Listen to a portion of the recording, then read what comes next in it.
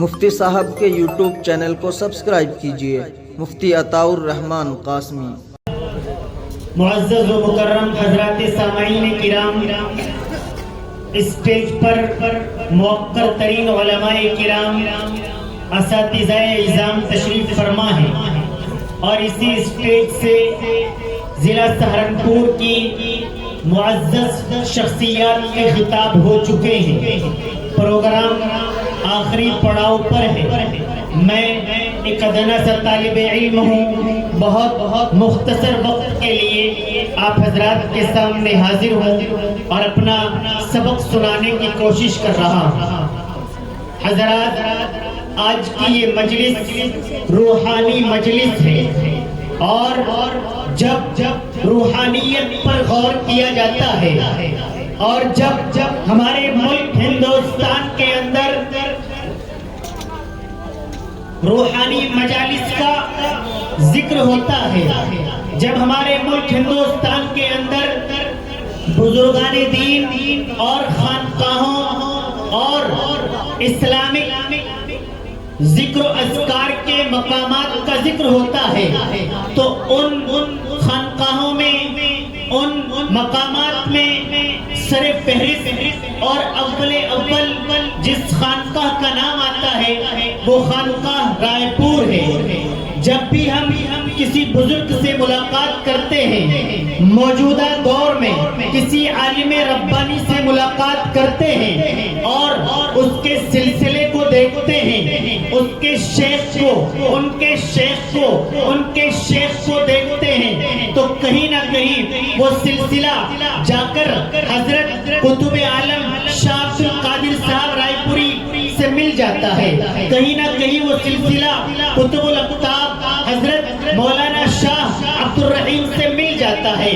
اسی خانقاہ سے الحمدللہ ہمارے درمیان خانقاہ کے جانشین حضرت شاہ عتیق احمد صاحب دامت برکاتہم العالیہ تشریف لا چکے ہیں، اور اسی خانقاہ سے فیض یافتہ اور اس خانقاہ کے اہم ترین چشم و چراغ قطب عالم حضرت حافظ عبدالستار صاحب نانکوی نفر اللہ مرقدہ کے خلیفہ حضرت ولی کامل مولانا محمد ہاشم صاحب دامت برکاتہم العالیہ کے خلیفہ حضرت استاد المکرم حضرت مولانا انعام اللہ صاحب قاسمی دامت برکاتہم العالیہ، اور اسی خانقاہ کے فیض یافتہ اور درجنوں کتابوں کے مصنف مرتب مؤلف حضرت مولانا سلیم احمد قاسمی، دیگر معزز ترین علماء کرام یہاں پر تشریف فرما ہیں، ان کا بھی تمام کا سلسلہ خانقاہ رائے پور ہی سے ملتا ہے۔ خانقاہ رائے پور سے وہی پیغام دیا گیا تھا جو مسجد نبوی سے دیا گیا تھا، خانقاہ رائے پور سے آج بھی وہی پیغام دیا جاتا ہے جو کعبۃ اللہ سے دیا گیا تھا، اور آج یہ دارالعلوم رفیقیہ سے بھی آپ کو یہی پیغام دیا جا رہا ہے کہ اللہ تبارک و تعالیٰ کا ذکر بڑی چیز ہے، اللہ تبارک و تعالیٰ کو یاد کرنا بڑی چیز ہے۔ حضرت مولانا انعام اللہ نے بتایا کہ آپ مشکلات میں ہیں تو اللہ کا ذکر کیجئے، آپ گھرے ہوئے ہیں تو اللہ کا ذکر کیجئے، آپ کو دشمن کا خوف ہے تو اللہ کا ذکر کیجئے، آپ اپنی اور اپنے بچوں کی کامیابی چاہتے ہیں تو اللہ کا ذکر کیجئے، آپ اپنے کاروبار میں اضافہ چاہتے ہیں تو آپ اللہ کا ذکر کیجئے۔ ایک مرتبہ ایک مسجد کے اندر عشاء کی نماز ہوئی، عشاء کی نماز کے بعد ایک کونے میں ایک شخص بیٹھا رہا، نماز ہو چکی تھی، تمام لوگ جا چکے تھے، وہ شخص بیٹھا ہوا تھا، متولی نے جسے مسجد کا نگراں متعین کیا تھا وہ گیا کہ بھائی نماز ہو چکی ہے، سب جا چکے ہیں، مجھے مسجد بند کرنی ہے، آپ بھی تشریف لے چلیں۔ وہ کہنے لگا بھائی دیکھیے میں مسافر ہوں، یہاں کسی کو جانتا نہیں ہوں، میں اسی مسجد کے اندر آج رات قیام کر لیتا ہوں، صبح نکل جاؤں گا، بہت کم ہے، مختصر بتاتا ہوں، وہ بزد ہے کہ آپ کو مسجد چھوڑنی پڑے گی، اور وہ کہہ رہے ہیں کہ میرے یہاں کوئی جانکاری نہیں ہے، میں یہیں قیام کرنا چاہتا ہوں، دونوں ماننے کے لیے تیار نہیں ہیں۔ آخر اس مسافر کو ماننا پڑا، وہ اٹھ کر مسجد سے نکل کر باہر آئے اور کہنے لگے آپ مسجد بند کر دیں، میں اس دروازے پر سو جاتا ہوں۔ لیکن آج نہ جانے کیا ہوا تھا، اللہ کا کیا حکم تھا۔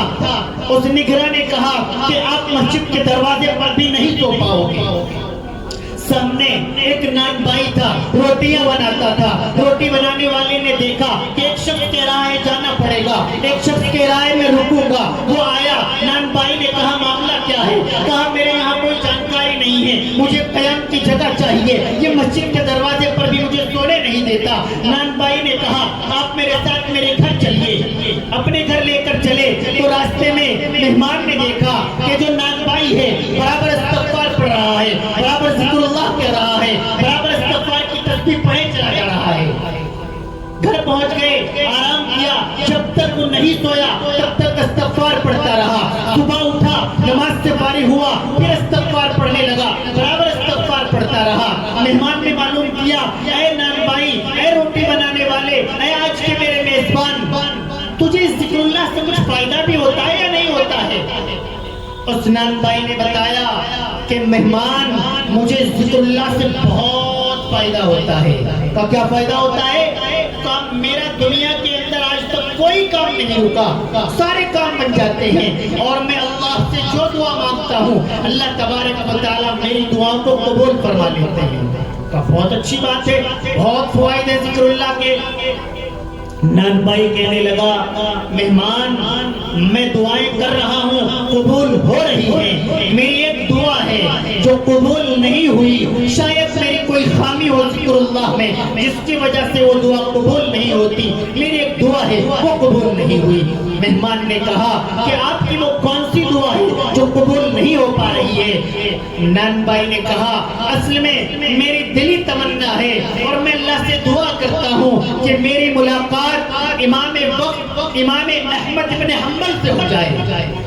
میں اللہ سے دعا کرتا ہوں کہ میری ملاقات امام احمد ابن حنبل سے ہو جائے۔ واللہ مہمان نے کہا کہ مسجد سے نکالنے کے اسباب وہ تیری دعا کی مقبولیت تھی، میرا یہاں کا سفر وہ تیری دعا کی مقبولیت تھی، مسجد کے نگراں کا مجھے مسجد میں آرام نہ کرنے دینا وہ تیری دعا کی مقبولیت تھی۔